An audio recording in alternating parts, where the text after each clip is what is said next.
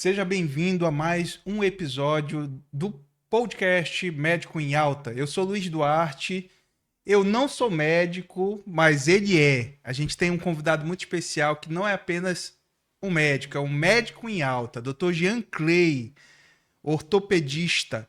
Ele é colunista do portal Médico em Alta, coordenador de ortopedia dos hospitais Porto Dias e Adventista de Belém, serviço de residência médica do Porto Dias, o EPA, e diretor médico do Clube do Remo, com uma produção científica relevante, incluindo mais de 50 capítulos de livros e participação em mais de 600 congressos nacionais e internacionais.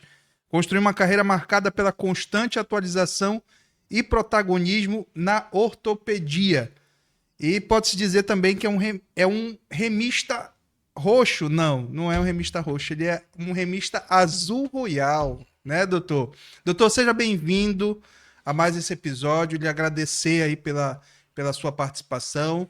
Acho que é sempre bom a gente procurar levar informações para a população em geral sobre temas tão importantes como os temas que a gente tem na ortopedia. Então, eu que agradeço, para mim é uma honra e vamos lá para a gente poder conversar sobre esses assuntos aí tão interessantes. Para entender um pouquinho, né? Mas eu achei interessante eu colocar de uma outra forma. O que veio primeiro, doutor? O seu amor pelo remo ou pela medicina? Como é que foi sua trajetória aí para chegar nos dois, né? Sim, não, na verdade, o Remo já é de família, então desde pequeno eu sou torcedor do Remo e claro que esse envolvimento, esse amor pelo Remo, ele foi crescendo à medida que eu também fui crescendo. E eu entrei muito cedo na faculdade de medicina, entrei com 16 anos. E com isso, minha paixão pela medicina e depois, no segundo momento, pela ortopedia, ele também cresceu numa proporção muito grande, porque uma das coisas que mais me fascina é o conhecimento. Então, e quando a gente pode ter a oportunidade na nossa profissão, usar esse conhecimento em prol das pessoas, aí isso passa a ter um valor inestimável. Então, é justamente isso que me motiva. É em cima disso que faz a gente se envolver tanto com a profissão. E aí, felizmente, graças a essa profissão, eu acabei é, podendo ajudar mais diretamente o meu clube de coração, que é o Clube do Remo, quer dizer, desde Desde 2018, né? Já 2018. vão fazer 8 anos que eu estou lá no Clube do Remo. E a gente, ao longo desses 8 anos, já fez bastante coisa, já. É E bacana. eu costumo dizer que o que me levou para o Remo, sem dúvida, foi o amor. Mas o que me mantém no Remo até hoje é o quanto que eu aprendo com os atletas, porque Legal. os atletas trazem, eles são muito ricos de informações, Uhum. eu costumo dizer que no atleta é tudo muito magnificado, então se você tiver um senso de observação um pouco mais aguçado, ele consegue te ensinar muita coisa sem precisar te falar absolutamente nada. Então isso é uma coisa que me fascina, como eu sou apaixonado por conhecimento, isso é o que me fascina e me faz ainda hoje, mesmo sendo um trabalho totalmente abnegado, Uhum. a gente, mesmo diante de tanta correria que a gente tem no dia a dia, ainda assim eu separo parte do tempo do meu dia para poder me dedicar ao Clube do Remo, porque sem dúvida nenhuma é algo que me deixa extremamente satisfeito e feliz, né? Eu acho muito interessante o que você falou a respeito da sua sede pelo conhecimento, né? E pelo seu cuidado e pela atenção com as pessoas, né? Sempre quando a gente tem a oportunidade de conversar, eu tenho uma percepção bem interessante que eu vou abrir aqui um testemunho, né? A forma como você olha e se atenta ao que a gente fala, né? No momento que a gente vai desenvolver uma apresentação, você tem a gente consegue entender que de fato você tá prestando atenção, né? Tá ali, né, com a gente. Como é que eu posso dizer? Você tem tanto conhecimento, tanta, ao mesmo tempo, tanto cuidado em se ater às pessoas. E o que a gente vê muito nas suas redes sociais, doutor, é esse carinho que as pessoas têm, não somente pela parte técnica, mas visando aí também a sua parte mais humana, né? Queria deixar logo de início esse testemunho, né? Aproveitando aí que você falou a respeito da sua sede pelo conhecimento. e deixar isso como bem relevante na nossa percepção, tá? De relação, né? De parceria. E aí, doutor, com relação à parte de ortopedia, né? Você tem aí a área de medicina, a gente conversou, falou um pouquinho sobre a parte da medicina, do Clube do Remo. A sua trajetória na medicina chegou até a parte da ortopedia, né? Quando que chegou é, essa, esse amor, essa paixão, né? Porque é diferente. Você chegou a pensar em alguma outra especialidade? Na verdade, assim, eu tive contato com ortopedia no final do primeiro ano da faculdade, quando a gente Uhum, começa a fazer os estágios nos pronto-socorros da cidade.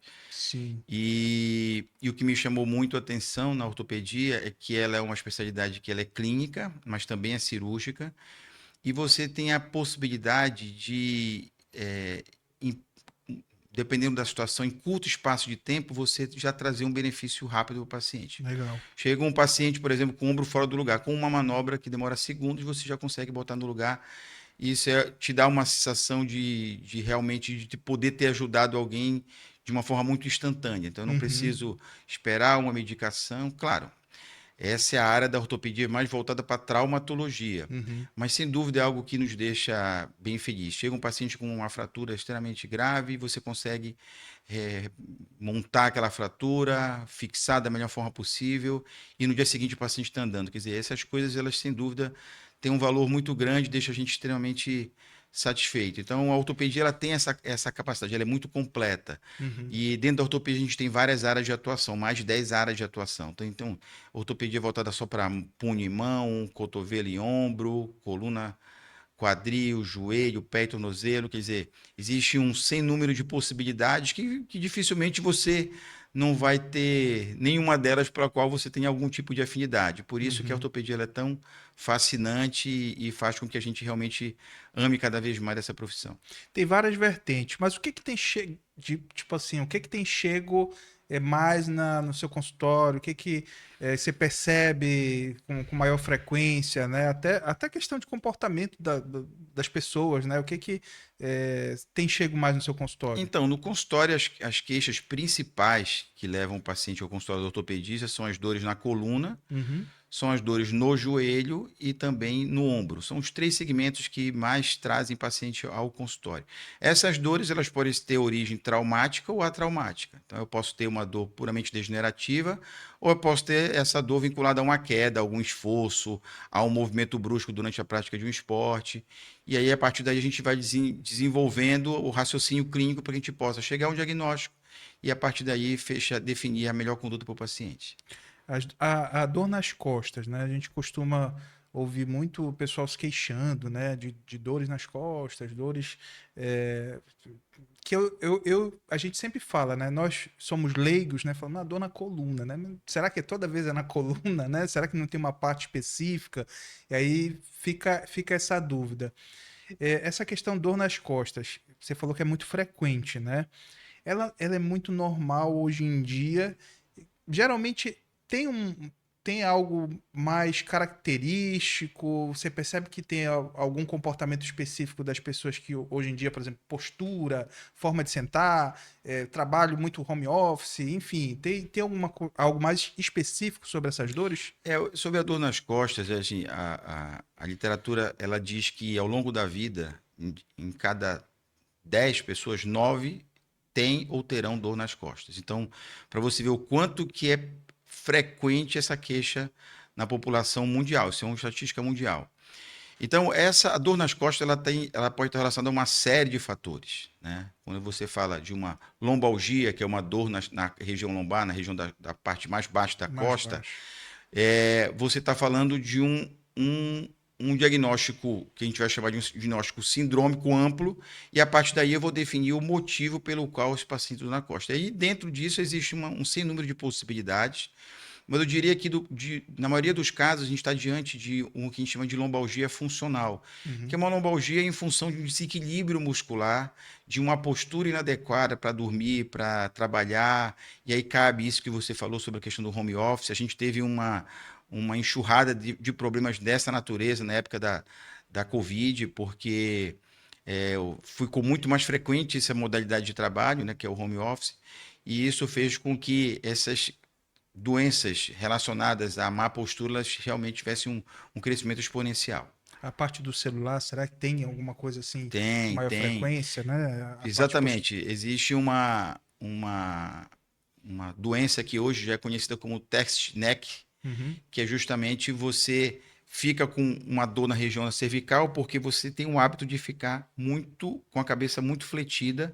Isso aumenta muito a pressão na coluna cervical e isso gera dor na região da coluna cervical. Então, esse hábito de ficar, de tirar a cabeça da centralização no tronco e colocá-la Uhum. para frente, sem dúvida gera sobrecarga e aumenta muito o número de queixas na região É cervical. interessante, doutor, que você está falando aqui a respeito de uma tendência, né, de comportamento das pessoas, o quanto a medicina ela é atualizada, né, ela é recorrente, o quanto o médico ele precisa se atualizar, né? Inclusive tem uma proposta aí com relação a essa atualização do médico, ela precisa ser bem constante, né? E dentro da sua dinâmica, né, a gente percebe muito que você frequenta eventos, organiza, coordena, né, eventos das sociedades. Dentro dessa dinâmica, o que tem marcado mais, né, da experiência que você tem tido, de outros profissionais também, nessa parte de comportamento? É realmente essa questão do celular? Ou tem alguma coisa assim que a sociedade ainda não consegue perceber e que vocês já perceberam algo? Sem dúvida nenhuma, o que mais tem marcado são os distúrbios de ansiedade. Eu costumo dizer que talvez o grande problema da humanidade hoje seja a ansiedade, porque cada vez mais nós somos ansiosos, né? Uhum. E isso eu acredito que vem muito em função do celular também, porque o Sim. celular, hoje a informação ela chega de uma forma muito rápida e de uma forma intensa para todos nós. É como se você não deixasse o teu cérebro descansar. Uhum. E isso acaba repercutindo na questão da ansiedade. E essa ansiedade ela também traz problemas de saúde, não só problemas mentais, mas também musculoesqueléticos. Eu tenho muitas dores que têm como base um distúrbio de ansiedade. A gente, quando fala de dor, a gente fala de que a gente entende hoje que a dor ela vem por três vias. Ela pode vir por três vias diferentes que a gente chama de via nociceptiva, nociplástica e neuropática. E dessas três, a nociplástica e a neuropática têm uma relação direta com a questão dos distúrbios de ansiedade. Então, isso, sem dúvida nenhuma, é o grande problema, é o grande mal da humanidade e a gente precisa, como profissionais de saúde, como sociedade, discutir esse tema para que a gente pode fazer para deixar a nossa sociedade menos doente, porque hoje, cada vez mais, nós estamos muito doentes. Você diz, doutor, que a partir da ansiedade, a partir digamos assim, da, não é- da parte psicológica mesmo, né? A pessoa sente dor física. Sim, dor física. O exemplo clássico disso é a fibromialgia. Aham. A gente tem uma série de doenças que chamam síndrome dolorosa regional complexa, que tem uma relação direta. Então, justamente por conta disso, você passa por uma série de... Os mecanismos estão cada vez mais sendo elucidados atualmente, mas existe uma coisa que chama, por exemplo, que chama distúrbio de neuromodulação. Então, o Uhum. paciente que tem esse perfil, e o organismo dele começa a interpretar como dor, coisa que não era para interpretar como dor, como, por exemplo, o tato. Tem paciente que só de eu tocar no paciente, ele já sente uma dor exacerbada, que é justamente esse distúrbio de neuromodulação. Então, isso é fruto, sim, do nosso estilo de vida, dessa quantidade de informações que se tem, do fato de cada vez de terem pessoas que cada vez menos fazem atividade física, isso tem uma influência direta, né? Sim. A questão da ansiedade associada ao fato de você não fazer atividade física, isso impacta muito negativamente na saúde musculoesquelética, e eu acho que é isso que a gente tem que se preocupar para que a gente possa ter menos pessoas doentes no futuro. O processo educacional, né, da sociedade, ela ajuda a melhorar e otimizar a saúde pública, né, de uma forma geral. E a sociedade, acredito que ela se beneficia com esse tipo de educação e até com essa conversa que a gente está tendo, né, a respeito, e tocar nesse assunto, né, da importância, acho que isso é fundamental. É, o- Falando sobre informação, né, você falou a respeito da quantidade de informações que a gente recebe. Hoje, essas informações, elas têm mais ajudado ou mais atrapalhado dentro do ecossistema da saúde, né? Na parte médica. As pessoas às vezes chegam já meio que se diagnosticando, né? Tem aquele, eu assisti aqui um Reels, né, de determinada pessoa que às vezes não é nem especialista, a gente já vai falar um pouquinho mais a respeito do que é necessário para ser um especialista, um ortopedista, né? E o quanto esse tipo de informação dentro da rede social pode contribuir para algo maléfico, né? Algo ruim, né? Mas falando sobre essas informações, tem mais ajudado, mais atrapalhado? Como é que você enxerga isso? Eu enxergo da seguinte forma, eu acho que as redes sociais, a inteligência artificial, ela vem te trazendo muita informação, mas que para que você possa absorver de uma forma adequada essa informação, o ideal é que você tenha uma base de conhecimento. Uhum, Quando você não tem uma base de conhecimento, a chance de você concluir em cima de questões que não são as mais adequadas, ela é muito grande.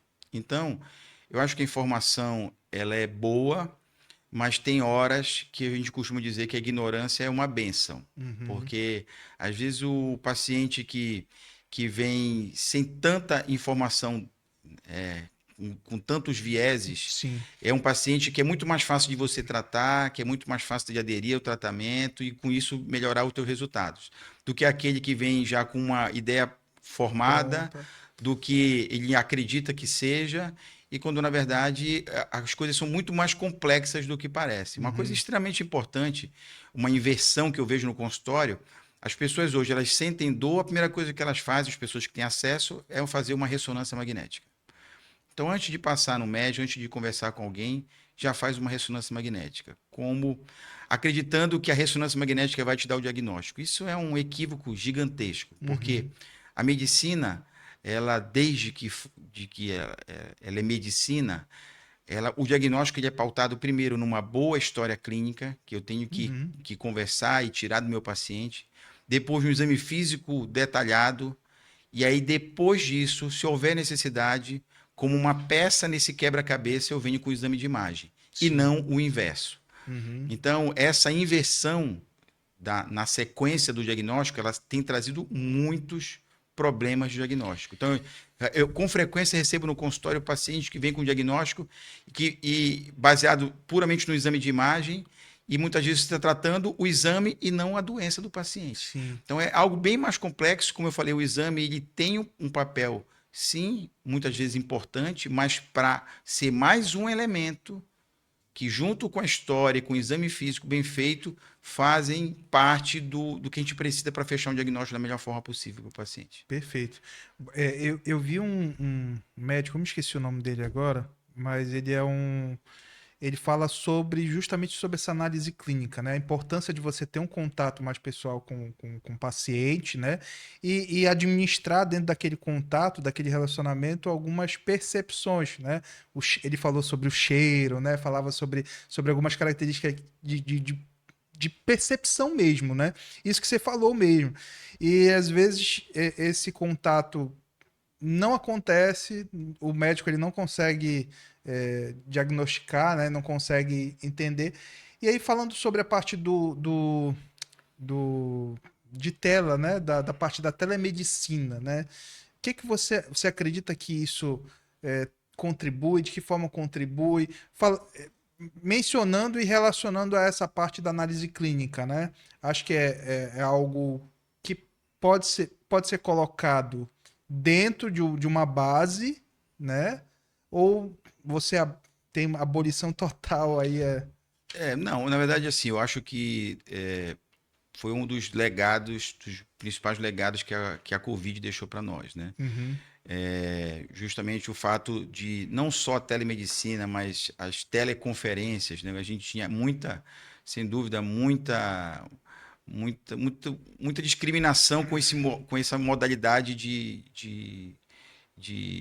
enfim, de consulta, de reuniões. uhum, E a gente percebeu até obrigado, né, de uma aham, forma obrigatória, que de repente existem coisas boas sim que você pode fazer à distância. Especificamente sobre a questão da telemedicina, o ideal é que o primeiro contato com o paciente ele seja pessoal, uhum, né?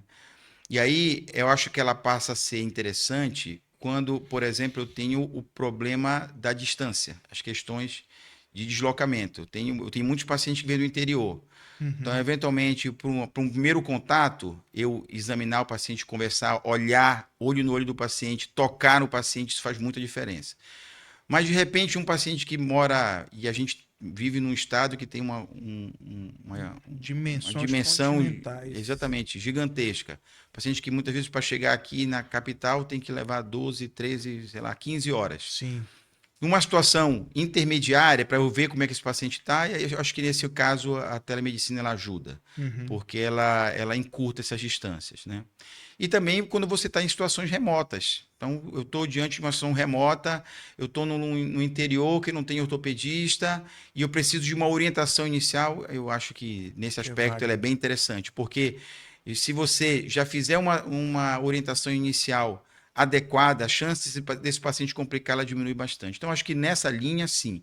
Mas, em hipótese alguma, vai substituir esse contato, essa questão humana, né? Essa percepção, porque muita coisa a gente percebe na hora que a gente está com o paciente.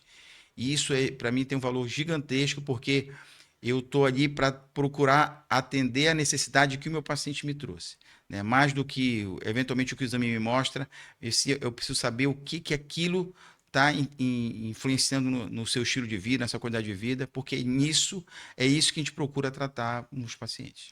Como é que uma pessoa que está pesquisando, né, sobre, está pesquisando não, tá procurando, né, na verdade, por um ortopedista, o que que ela precisa saber, né, para que ela tenha certeza que ela vai ser bem cuidada, que ela vai ter uma boa resolução, né, do seu problema? Eu acho que cada vez mais as pessoas têm procurado informações nas redes sociais, no Instagram e tudo mais, e têm Uhum. esquecido de procurar em outras bases de dados que te trazem informações talvez mais fidedignas, né? Então, eu acho que você conhecer um pouco da formação do profissional, seja lá qualquer profissional que você vai procurar, não só médico, mas na área da medicina, não só ortopedista, é importante você conhecer, ver se ele tem uma formação básica Uhum. mínima necessária. E o que é uma formação básica? Se a gente está atrás de um especialista, ele tem que ter a especialidade. Para ele ser especialista, ele no Brasil, legalmente, você precisa ter uma coisa chamada RQE, que é justamente essa esse aval do Conselho Federal de Medicina de que você realmente tem formação na área. Especificamente na ortopedia, eu posso ter o RQE a partir de duas situações.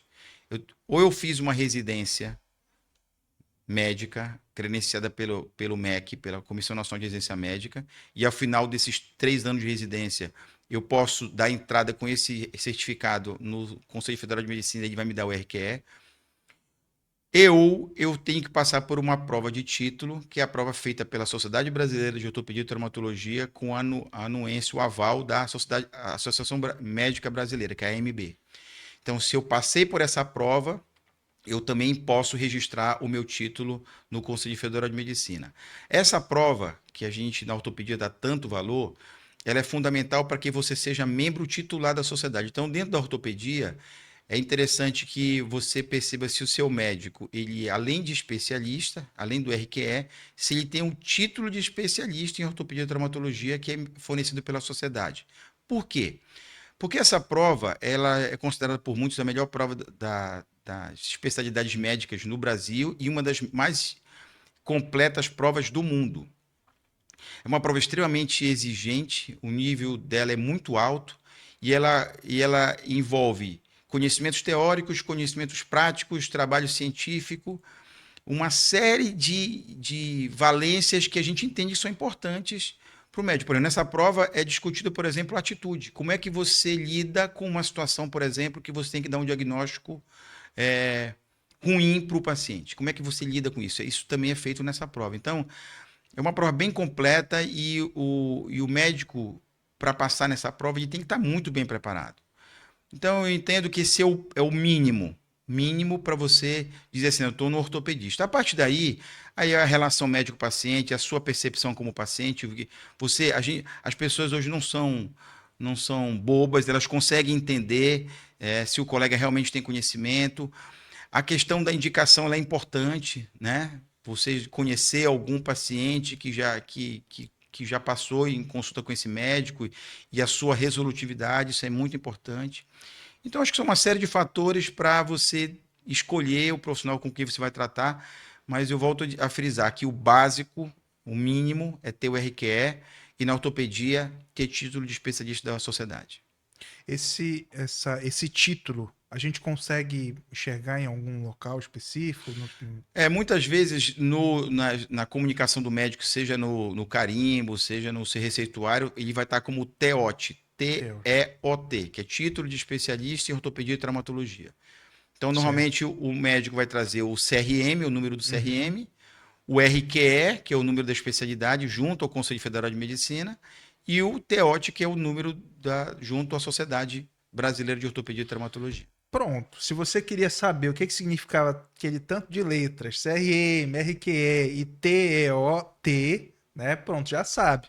E aí você consegue ter uma noção exata que aquele profissional ele está qualificado, né? Ele tá, pode-se dizer assim? Não. Como é? Que ele tem os Pré-requisitos pré-requisitos mínimos, eu mínimos, diria, né? para você exercer a ortopedia. Claro, Perfeito. que a partir daí, como você bem disse, existe um caminho longo a se percorrer, o conhecimento é algo que ele é constante, né? Eu, assim, já tô chegando a próximo dos 29 anos de formado, e cada dia a gente aprende mais, a Uhum. gente, enfim, muda, procura melhorar a maneira de atuar nas diversas doenças do aparelho músculo-esquelético, e é isso, a medicina é isso, é o que te faz, é o que nos motiva, é o que faz você evoluir cada vez mais.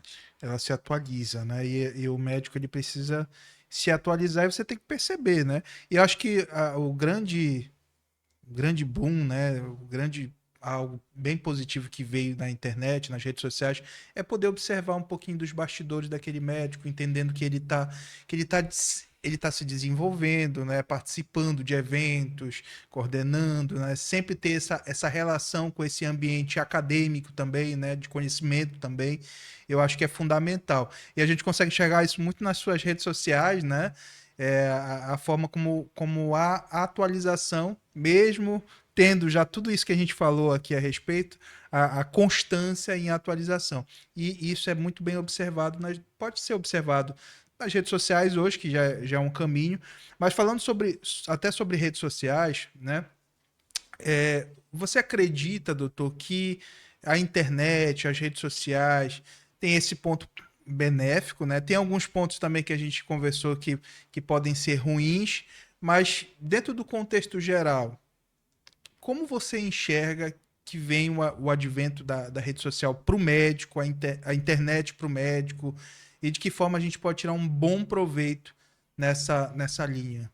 Não, eu acho que tudo que tem conteúdo de redes sociais é um caminho sem volta, que hoje ele é extremamente importante, você precisa sim estar envolvido nesse universo das redes sociais, e eu diria que principalmente os bons profissionais precisam, porque infelizmente existem um número muito grande de profissionais que não têm uma formação da mais sólida e que não têm uma postura da mais ética e que estão nas redes sociais. E isso às vezes fica transparecendo uma falsa autoridade sobre um determinado assunto, que é uma coisa que infelizmente a gente vê com muita frequência. Então, eu entendo que as redes sociais são um caminho sem volta. Hoje elas são extremamente usadas por todos nós. Então, eu não quero descobrir onde é que tem um restaurante bom, eu vou muitas vezes na rede social. Uhum. Enfim, e eu acho que a gente, dentro da área da medicina a gente não pode fugir disso, mas procurar fazer de uma forma ética. Eu particularmente não gosto de expor pacientes, eu acho que essas coisas não são muito legais. Porque eu Sim. fico pensando, eu como paciente não gostaria que alguém ficasse mostrando minha cirurgia, Uhum. falando da consulta que eu fiz, enfim, falando de resultado. Eu não gosto muito disso, porque eu entendo que a gente como médico sabe que nem todo médico, nenhum médico vive Uhum. só de bons resultados. Então, Sim, se eu me coloquei à disposição de mostrar um bom resultado, eu também tenho que mostrar um mau resultado, porque senão eu perfeito. não estou sendo justo, não estou sendo correto. Então, acho que é uma linha que eu particularmente não gosto muito, mas é o que a gente tem visto cada vez mais nas redes sociais. Perfeito. E tem trabalhado com você a respeito dentro da parte das redes sociais, e uma das premissas básicas aí que você trouxe para a gente no início do projeto era justamente esse, né? Eu me recordo muito porque eu achei algo tem que ser o básico, na verdade, mas algo bem ético, né? A forma como você falou a respeito até da prova social, né? Que você não gostaria que postasse. E a gente sabe que tem muita prova social, muita gente que fala bem dos seus resultados. E aí você me falou algo que eu guardei, né? Deixar as outras pessoas falarem o que elas precisam falar e o que a gente mais vê, o que a gente mais enxerga são pessoas lhe agradecendo, falando sobre os seus próprios casos, sobre os casos dos seus familiares, e isso é algo muito positivo. Eu acredito muito no que você falou também a respeito, e eu acho que uma das principais finalidades do Médico em Alta, ela veio justamente para poder trazer à tona a evidência os médicos que a gente considera que têm produzido bons conteúdos e que têm cada vez mais se atualizando mais dentro da internet e ter esse posicionamento um pouquinho mais forte dentro da internet. E, doutor, sobre a parte do seu Instagram ainda, né? A gente consegue observar que existem médicos que consideram a sua pessoa como uma marca, né? Querendo ou não, essa marca. Todo quando a gente fala sobre marca, né? A gente que é do marketing, a gente fala sobre pensamentos, sobre ideais, né? Sobre o próprio conteúdo que você se posiciona, né? Você é uma marca. Hoje, dentro da internet, das redes sociais, você se considera como uma persona, né? Onde você precisa expor, né, o seu conteúdo e as pessoas precisam enxergar aquilo que você é. Na verdade, acho que o meu papel de redes sociais está muito relacionado. Como eu sou hoje um formador de profissionais, sou Uhum, responsável por uma residência médica, sou formador de opinião, porque uhum, estou muito relacionado às questões públicas, aí, até pelo envolvimento que eu tenho com o Clube do Remo. sim. Então, eu me sinto na obrigação de procurar levar informações que eu entendo que são informações pertinentes, informações de qualidade e éticas para a população. Então, a nossa linha, e como você bem disse, quando a gente começou a trabalhar juntos, é muito em cima disso, de levar informação. Eu acho que isso é legal, isso é ético, né? Uhum. A questão do sensacionalismo, de colocar como, enfim, eu tenho os melhores resultados, isso não é legal, porque, como eu falei, eu acho que se eu ponho o bom resultado, eu tenho que mostrar o mau resultado também, porque a gente não vive só de bons resultados. A gente quer, essa é a nossa meta, é procurar sempre dar o melhor para o paciente, conseguir a melhor resposta, o melhor resultado, mas existem muitas variáveis que a gente não consegue controlar e, vez por outra, você não vai ter um melhor resultado que você gostaria que tivesse. Doutor, eu sei que você falou que não gosta de falar sobre os seus resultados, tá? Mas eu vou ter que perguntar: existe algum caso? Não precisa, obviamente, falar o nome da pessoa, não sei se é algo. Fica à vontade se não quiser, mas que lhe marcou dentro da sua trajetória, né? Dentro do seu contexto, que você queira, né? E possa também falar. Luiz, muitos, muitos. Eu poderia ficar o dia inteiro falando de casos aqui. Eu costumo dizer que a medicina, ela todo dia me ensina muito, muito, Uhum. muito sobre as pessoas, sobre resignação, sobre percepção de valor, porque, e aí a gente quando a gente lida muito com pessoas com doenças, a gente vê que os nossos problemas são tão menores e que não justifica você ficar muitas vezes chateado porque, sei lá, porque atrasou, porque o Teve um ônibus não atraso. chegou, Uhum. entendeu? Enfim, você perdeu um compromisso. E na hora que você vê as pessoas com problemas tão maiores, mas com uma percepção tão diferente. Então, Sim. a medicina, se você está realmente com a cabeça aberta, ela te ensina muito todo dia. E eu falo isso muito para os nossos residentes. Olha só. Então, fico até brincando com eles. Olha, não, tem que estudar, porque a gente cobra muito do residente. Uhum. Olha, mas olha a situação dessa pessoa, né? Que situação complexa.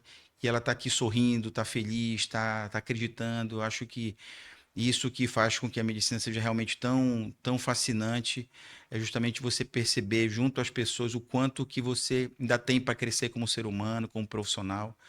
E isso é o que faz com que a medicina realmente seja algo extremamente fascinante. A gente não pode ter na nossa profissão e na medicina menos ainda nada automatizado. Eu sou muito contra as automatizações. Então, as coisas elas têm que ser, você tem que procurar entender cada problema como um problema único, porque as pessoas não são iguais, os problemas não são iguais. E isso é o que faz a diferença, eu entendo, na medicina. Você tratar a pessoa como única. Uhum. Ah, legal. Porque eu lhe perguntei isso também, né? Porque sempre quando os remistas que estão aí ouvindo e vendo a gente, né? Eles toda vez que falam no seu nome, eles falam a respeito de um caso recente. E como ele compartilhou também, acho que não tem problema nenhum, né? Que é do goleiro do Remo, Marcelo Rangel, né? Marcelo Rangel, né? Sim. Que ele teve aí uma recuperação bem rápida, né? Então, e toda vez eles falam a respeito, né? E eles fazem essa ligação, né? Além de outros casos, Sim. obviamente, né? É, nesse caso específico, né? Teve, teve alguma dinâmica, alguma complicação? Tem. Na verdade, assim, o futebol, ele tudo é para ontem. Uhum, Então, talvez um dos grandes legados que o futebol tem deixado para mim é justamente me tirar um pouco da minha zona de conforto. uhum, Porque eu percebi, Luiz, que essa urgência não é só do atleta, sim. essa urgência de todos nós. Você é um profissional, você está com uma dor no seu ombro. Você não quer esperar 2, 3 meses para essa dor melhorar. Você quer que melhore amanhã, porque isso interfere na tua rotina, isso interfere Uhum, na tua qualidade de vida, na tua produtividade como profissional. Então, eu comecei a entender que, na verdade, a urgência não era só do atleta, é de todos nós, né? uhum, E a alta performance não é só no futebol, ela está em todas as profissões. Então, isso, sem dúvida nenhuma, fez com que a gente repensasse a maneira de tratar e de reabilitar as pessoas. Eu acho que o grande legado que a situação do Marcelo Rangel trouxe para todos nós foi valorizar o que eu entendo que é extremamente importante, que é o trabalho em equipe. sim. Porque ali não é só o Jean Clay, ali tem muita gente envolvida, né, sabe? Do anestesista que anestesiou, da nossa equipe do NASP, que é extremamente alinhada com o fisioterapeuta, com o fisiologista, do preparador de goleiro, que o tempo todo a gente estava discutindo com ele sobre as etapas da reabilitação, do preparador físico, enfim, é um trabalho de equipes. É assim que funciona, é assim que eu entendo medicina, é assim que eu entendo a área de saúde, né? Os lugares que eu coordeno, que eu tenho a oportunidade de coordenar, a gente valoriza muito essa questão do trabalho interdisciplinar, né? Onde todas as pessoas têm seu papel, onde ninguém é melhor do que ninguém, e é o trabalho em equipe que a gente vai fazer o melhor pelo paciente, no caso do Marcelo Rangel, pelo atleta. Então, eu costumo dizer que de todos os problemas que o Rangel teve no ano passado, esse foi o mais fácil de tratar. Foi. A gente teve problemas muito mais complexos, que deu muito mais trabalho, e embora esse, ter sido uma cirurgia, foi o que mais trouxe repercussão, né? Aham, Mas é um resultado que está muito em relação também ao próprio atleta. É muito mais fácil você tratar um atleta extremamente profissional como o Rangel. uhum, E aí e essa questão ela acaba passando também para a família. Então, quer dizer, a esposa do Rangel extremamente dedicada, quer dizer, a Tainara companheira. Isso faz diferença? Faz muita faz. diferença. Tem um conjunto de fatores que talvez a minha parte aí na história seja a menor delas, porque o meu papel ali era fazer o que tinha que ser feito tecnicamente e, de alguma forma, orquestrar esse trabalho em equipe, porque esse é o meu papel como coordenador dentro do Clube do Remo, para que a gente pudesse ter o resultado. E, felizmente, ele evoluiu muito bem, voltou com 12 dias, jogou, ajudou a gente. E não tenho dúvida que a volta do Rangel tenha sido um dos principais fatores para que ao final da temporada a gente pudesse ter o nosso tão sonhado acesso para a Série A. Perfeito, doutor. E essa contribuição aí de todos, a gente percebe muito os médicos que têm que você falou a respeito de contribuição da equipe, né? E a gente enxerga muito essa visão nos médicos dos bons médicos, né? Dos médicos em evidência, né? Esse repasse também à sua equipe, ao projeto como um todo, eu acho bem relevante. Aí você falou a respeito da questão do profissional, né, que tem de repente alguma dificuldade e tudo. E a gente tem alguns temas que são muito comumente pesquisados, né, sobre lesões de esforço repetitivo, que é a famosa LER, né? Até tirar uma dúvida com você, doutor, é igual LER, DORT, tem alguma diferença? A denominação LER foi algo que surgiu lá atrás. Uhum.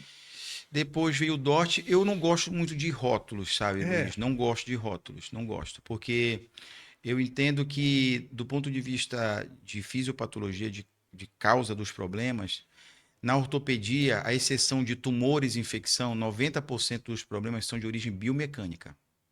Então, essa questão de LER, DORT, que a gente fica relacionando muitas vezes ao trabalho, eu acho que é algo um pouco mais amplo do que isso, né? Uhum.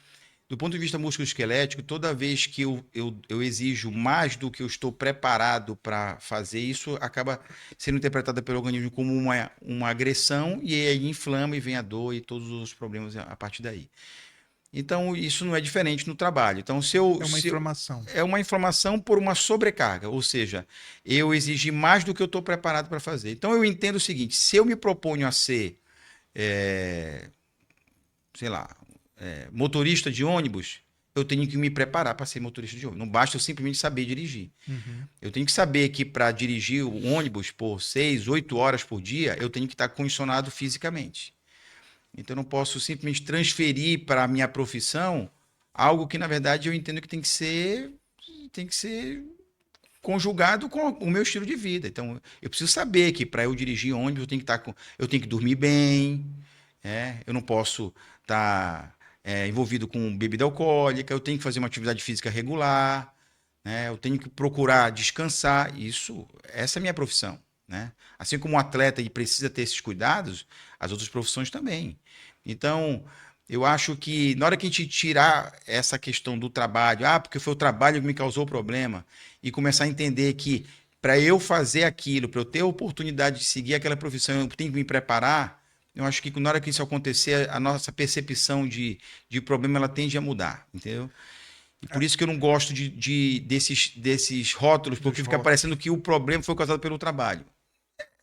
Entre aspas, sim, mas foi causado porque eu não estava preparado para aquele Contexto, trabalho. né? Exatamente. É até interessante. A diferença dos profissionais aí é a evidência, né? A forma como as pessoas vão enxergar aquele atleta, né? Por exemplo, o atleta que ele passa por uma situação assim, né? Uma lesão, aí no outro dia, de repente, ele tá numa festa, aí é evidência, né? Sim, Mas também não é diferente dos outros profissionais, né? Que exatamente. tem que se cuidar, né? Tem que ter um contexto, tem que ter um contexto geral. Exatamente. E aí que as pessoas não vão enxergar isso, né? Com E aí certeza. tem toda essa dinâmica. Doutor, a gente está finalizando, né? A gente tá chegando ao fim aí de mais esse episódio. Gostaria de agradecer você por essa participação, por ter aceitado esse convite. A gente sabe que é muito. Foi muito difícil lá na sua agenda e tudo tentar marcar, mas a gente conseguiu, graças a Deus, conciliar, né? E ter essa oportunidade de conversar, né? Para mim, como eu lhe falei no início, é muito gratificante e poder também passar para as outras pessoas o que você tem de conhecimento.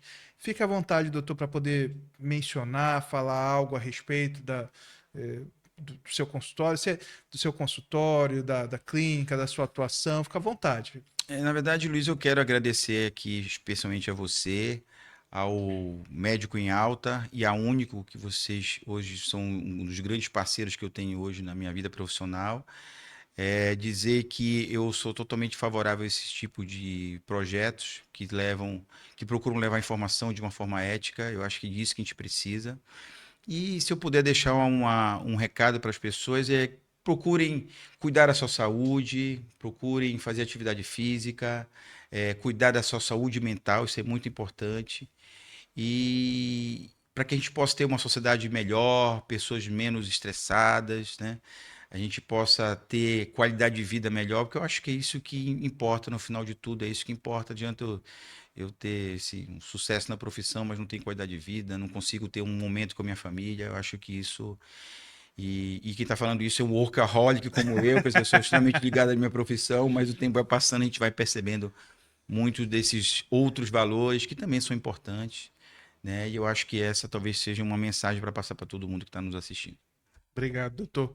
E você que gostou desse episódio, comenta, curte, compartilha e comenta aí o médico que você quer que a gente traga para cá para o podcast. Hoje a gente falou com o Dr. Jean Clay, referência na área de ortopedia, mas a gente vai continuar o papo com muitos outros médicos em evidência, na verdade, médicos em alta.